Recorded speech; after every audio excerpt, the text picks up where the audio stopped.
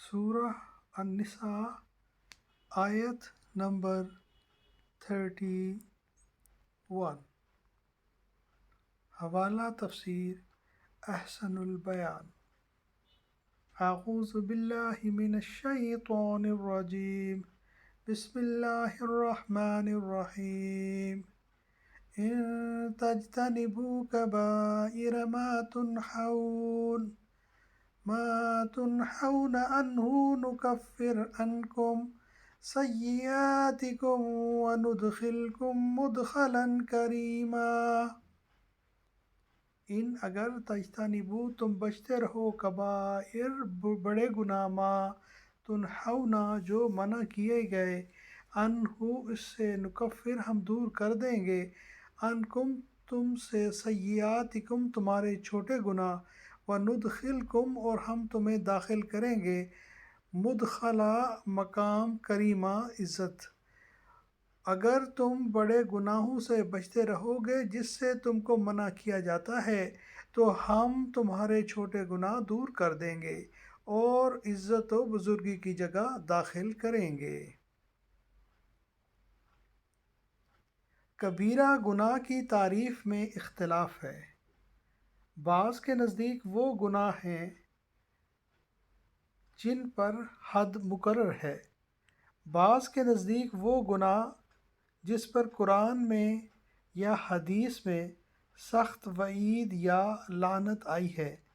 بعض کہتے ہیں ہر وہ کام جس سے اللہ تعالیٰ نے یا اس کے رسول صلی اللہ علیہ وسلم نے بطور تحریم کے روکا ہے، اور حقیقت یہ ہے کہ ان میں سے کوئی ایک بات بھی کسی گناہ میں پائی جائے تو کبیرہ ہے۔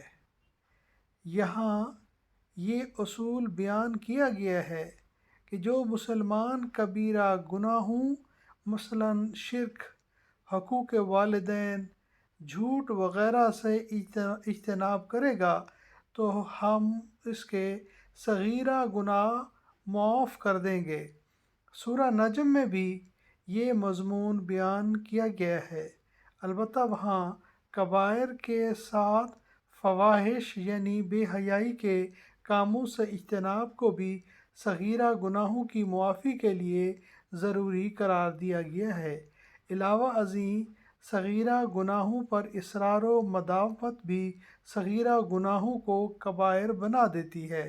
اسی طرح اجتناب کبائر کے ساتھ احکام و فرائض اسلام کی پابندی اور اعمال صالحہ کا اہتمام بھی نہایت ضروری ہے۔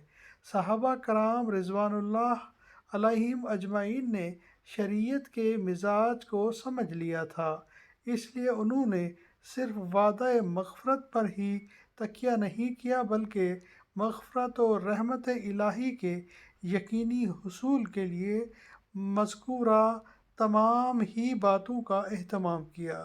جبکہ ہمارا دامن عمل سے تو خالی ہے لیکن ہمارے قلب امیدوں اور آرزوؤں سے معمور ہیں۔ صدق اللہ العظیم۔ اللہم صلی وسلم علی نبینا محمد وآل محمد، رب ارحمہما کما ربیانی صغیرا، آمین یا رب العالمین۔